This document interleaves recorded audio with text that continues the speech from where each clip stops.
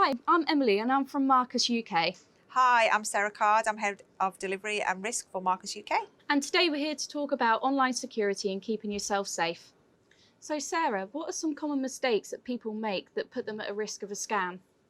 Yeah, so Emily, there's probably three that kind of spring to mind. The first one is that in the sort of absence of forgetting what their passwords are, people reuse the same password. It is a problem because if one gets compromised, very quickly the fraudster can guess what your passwords are across all of them. The second one that people typically use and make the mistake of using is they use personal information as part of their passwords. I use my pet's name, my daughter's name, and that information is quite readily available on social media.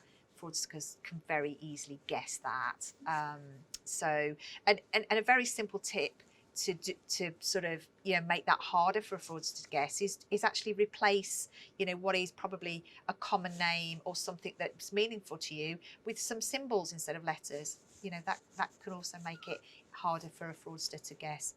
And the third sort of common mistake that people make is downloading sort of encryption software, thinking that you're helping yourself, and actually you're putting yourself and your devices at risk. So those are the three common mistakes that people make. Some great tips raised there, Sarah, so thank you very much for that.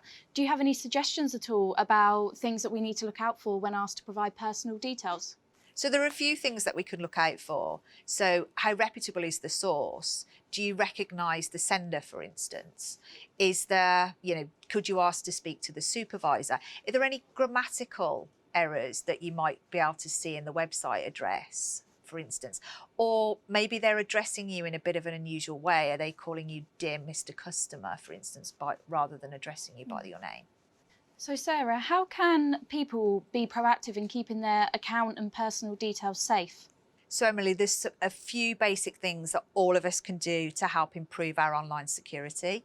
The first is to use strong passwords and change those regularly. So, that would be my number one top tip for people. The next thing that you can do is the Take 5 campaign. And all that means is if something just doesn't feel right, just take 5. Go and have a cup of tea.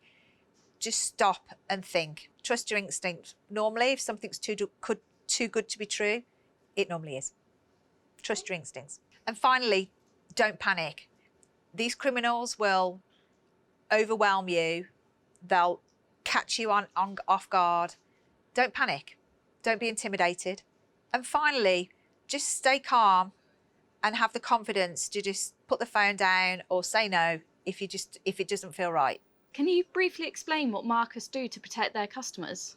At Marcus, the security of our customers is paramount. It's an online bank, and we work around the clock to make sure that our security and our online security of our customers is at the forefront of everything we do. So that means that whenever you make a transaction, we'll let you know. We'll send you a code, an SMS to let you know a withdrawal has been made.